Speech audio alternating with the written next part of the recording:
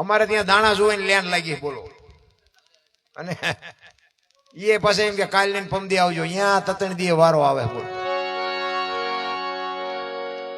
આપણા કરેલા આપણને આડા આવે. અંધશ્રદ્ધામાં બાપુ પડવાની જરૂર નથી. વ્યસનથી આગારો, કુટુંબ પરિવારમાં એકતા રાખો, મા બાપની સેવા કરો, બસ બીજું કાંઈ કરવાની.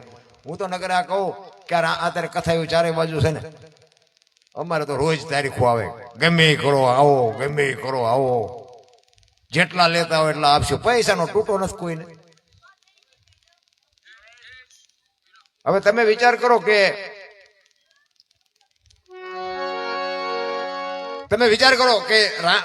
રામકથા જે છે, રામકથા કોઈ પણ કથા હોય, એક રામ કથાનો દાખલો આપો કે રામકથા એક ની એક છે, સાંભળીને કામ શું હોય? આપણે અયોધ્યા નગરી દશરથ રાજા ને 4 દીકરા વનમાં ગયા, રામે રાવણ ને માર્યો, સીતાજી રાવણ ને લઈ ગયા, માર્યા ને આવ્યા. વાત તો આવડી આજ છે, બીજું શું સાંભળીને કામ શું હોય? પણ આનો કઈક અર્થ તો હોય છે ને, બધાને ખબર બધાને છે. પણ આ એક કેળો હોય ને, કેળો અહીંયા રોજ હાલતા હોય ને તો કેળો ઉજળો હોય, અને એ કેળા તમે 6 મહિના નો કોઈ હાલે ને એટલે બાપુ એ કેળો હાલે એવો નો રહે. આ કેળો ઉજળો રાખવા માટે આ બધા સંતો મથે છે. આપણે કથા સાંભળવા જઈ અને આપણામાં કથા નો, આ તમે ભજનમાં બેઠા છો ને ભજન તમારામાં નો બેહે તો ભજન નો શું મતલબ? આપણે ભજનમાં જઈએ છીએ પણ ભજન આપણામાં નથી આવતું, એનું શું કરવું?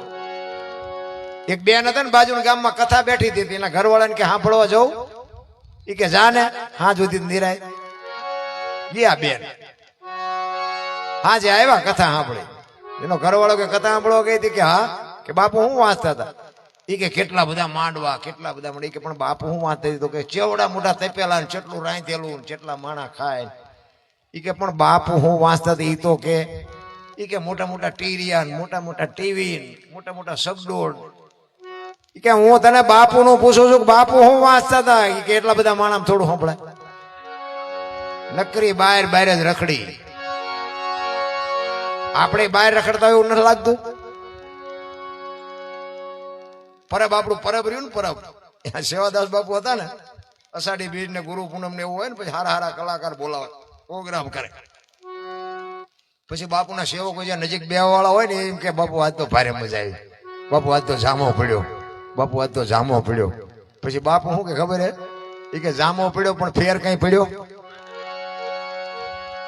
બારો બાર નકરા જામ જ પાડવા છે, કઈ ફેર પડવો જોઈએ.